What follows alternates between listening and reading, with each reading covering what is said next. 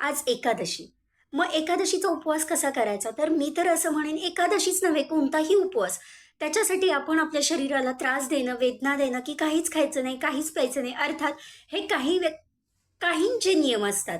हां, मग आता इथं प्रश्न होतो, की श्रद्धा, भक्ती. मग श्रद्धा, भक्ती प्रत्येकाचं श्रद्धास्थान वेगवेगळं, भक्ती व्यक्त करण्याची पद्धत वेगवेगळी.